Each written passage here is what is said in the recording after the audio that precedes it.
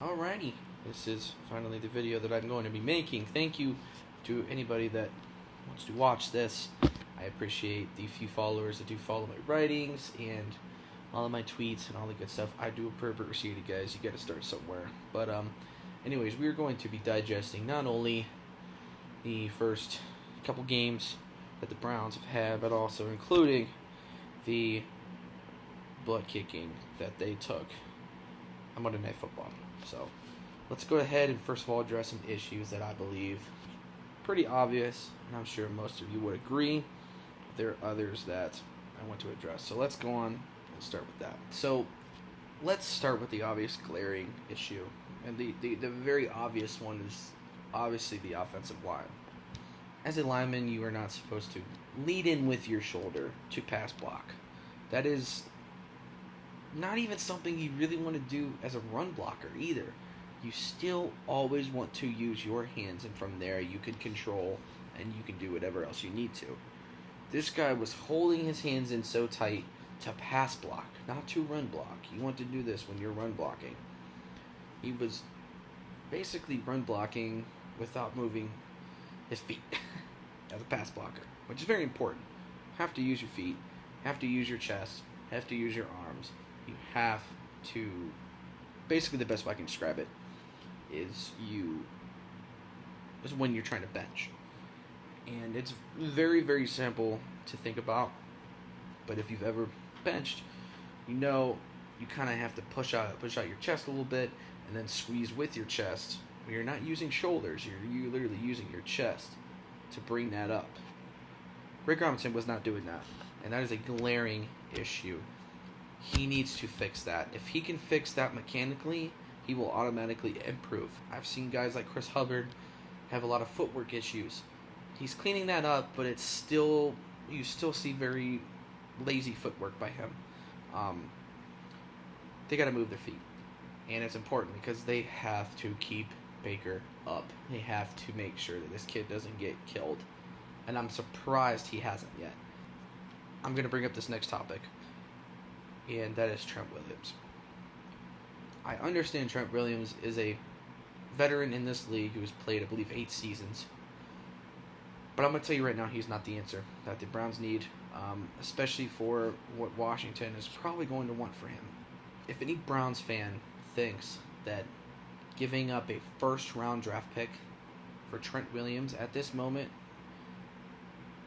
is a better way to do this than to fix what we have by fixing our linemen and making them do mechanically what they're supposed to do, and then spending that first round draft pick on a top tier left tackle or right tackle, I'm taking that draft pick any day.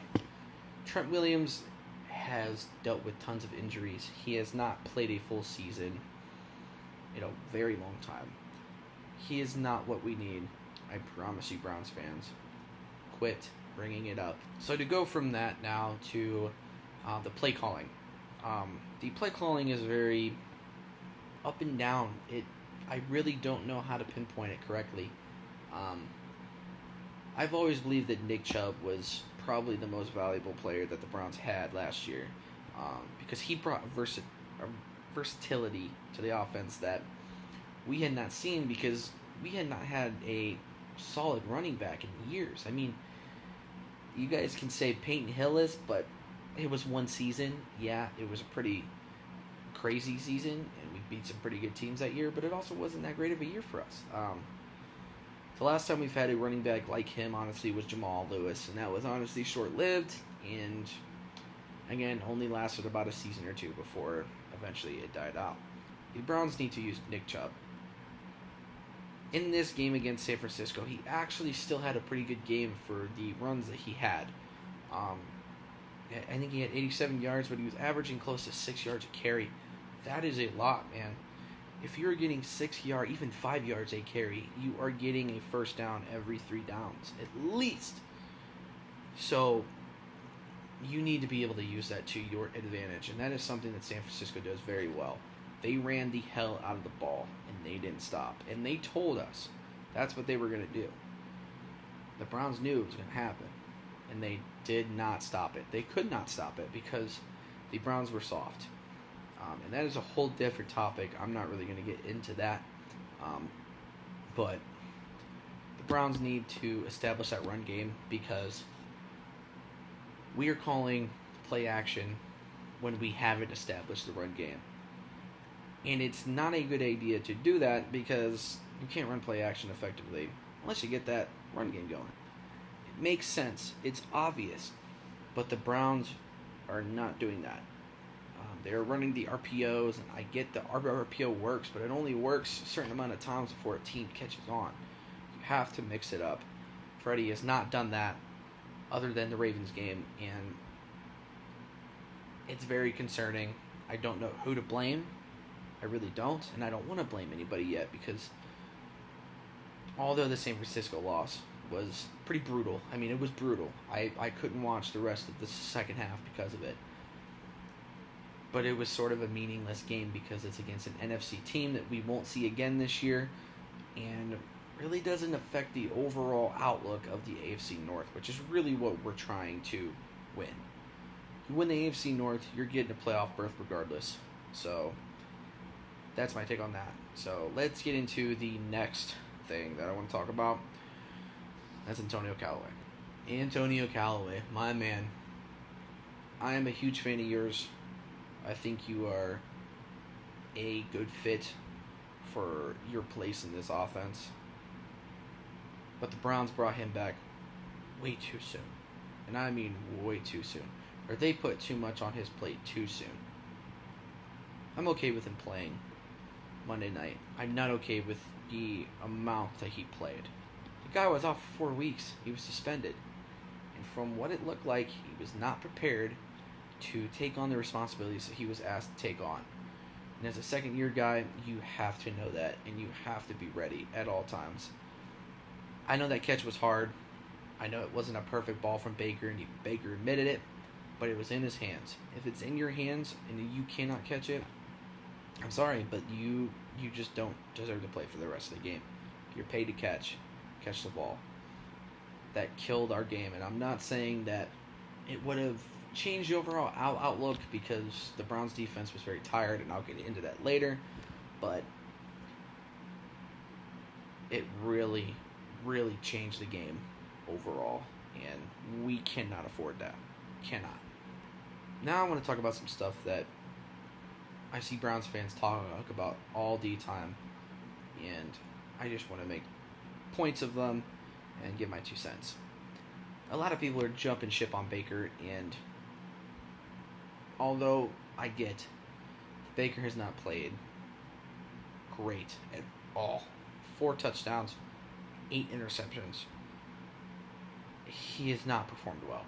But that offensive line's killing us. It's definitely not helping him, and I hate to make that excuse, but at the same time, it's kind of hard not to because the kid is running for his life for about at least 50% of the plays. And it's just a birth of having bad throws like he did many times on Monday. Don't give up on Baker. Baker is one of the main reasons we won games last season, and he will be the reason that we win more games this year and for years to come. But again, he's not playing well. I know that is just a fact, but play calling will help this current situation that he is in. When you run the ball, you're going to help Baker in general because you're going to open up plays for Baker, and that is just as important. So that's my 2 cents on Baker. I love him. He is one of my favorite players at the moment, and I'm not going to give up on him. So I'm just asking Browns fans, don't give up on the man. He's young. He's going to make mistakes, but this kid's confident. I love it.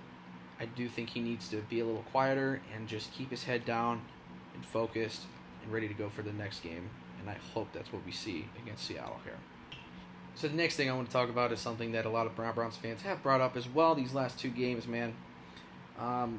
OBJ. It is time to unleash the beast. It is OBJ. for the first few weeks, I honestly thought that the Browns were targeting OBJ way too much, especially against the Tennessee game and even the Jets game as well. It was very difficult for me to not say, hey, why aren't you spreading the ball out? Why aren't we getting the ball to other people like Jarvis and Higgins at the time before he got hurt, and Njoku before he got hurt? These were all big targets. We need to spread the love. But now it's getting to a point where now we're spreading the love a little too much, to the point where we're not even hardly targeting OBJ. It's like we are afraid that he's not going to make a play for us. But the fact of the matter is, we paid this man a ton of money to make those plays. And OBJ will make those plays, because that's who he is. We need to find a way to create a healthy balance of running and passing between Odell, Jarvis, Njoku, Higgins, Callaway, all of the guys. I know certain guys are going to have bigger games, but the fact that OBJ has had 4 catches in the past 2 games for like 45 yards, it's unacceptable. We need to get him into the game. And I kind of liked how the Browns started the game against San Francisco, getting him involved in different ways with that pass. I liked it, but I believe Freddie got too cute with some of the play calls, and it just didn't work. So I feel like the only way to get OBJ into it, be creative, but don't be too creative. Take shots when they're available, but be smart. I'm really waiting for Freddie to get back to being his fearless self and his fearless play calling that he had last season, because we have not seen a ton of it. So once that changes, I believe OBJ will be finally unleashed, and we will see the reason that we pay this man millions and millions of dollars. Alright, so to wrap this up, this is a message that I want to give to the Browns fans, and only the Browns fans. I love you guys. I ride with y'all in this team. Do or die, all day, every day. I love my Browns, and I love the fans that truly back the Browns. But between the Facebook groups, between the Twitter groups and the Twitter followers, enough is enough with the Baker and Freddie slander. They aren't starting off well, but these are good teams that we are losing to. Don't get too discouraged. The San Francisco loss sucked. It was brutal, but it was a piece of humble pie that this cocky Browns team needs. And I hate to be that person that says that, but at the end of the day, that's what it is. Freddie is also still a first-year head coach, and Baker is literally in his second year. We can only go up from here, and that is a good thing about this team. There's so much talent that eventually we will find it. We will click. And when we do, it is going to be amazing. Until that time comes, be patient, because Baker is also dealing with a ton of O-line issues that we previously talked about in this video. So please be patient. But that being said, it is okay to demand as a fan that this team needs to play better. Do not get that mistaken. Be critical. Don't be spiteful. Teams will listen to this constructive criticism, but they will not listen to the hate and the slander and the BS. They will just ride that to the side, throw it in the spam folder, or block you. Okay, so don't be spiteful. Don't be rude. Don't be arrogant. Just be critical,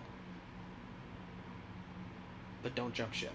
Continue to back this team, because when they still wind up 10-6, winning the AFC North like I still believe they will, I do not want to see these same negative fans that are saying Baker's a bust, Freddie's not the head coach we need, all this stuff. I do not want these negative fans to come out and say, "Oh, I told you so." I told you they were going to be good, because you didn't. I did. So don't jump ship. Don't give up on this team. It's rough right now, but it is an early start to this season. There's still so many games left, and this game and from there on is when things get really important. This is where this team really needs to dig deep and find a rhythm and find their identity. And I believe they will. Just ride this out. Thank you all for tuning in. I know this video wasn't structured the best. However, I will continue to do these. I will continue to get better at these. This is my first crack at this, so be easy on me. Be easy on me, but I do appreciate everybody that has tuned in and give me my feedback. What do you guys think about the current state of the Browns? What do you want to see done? Was there anything else I didn't bring up in the video that you wanted me to bring up or you think is worth bringing up? Let me know, and we'll have a lovely talk.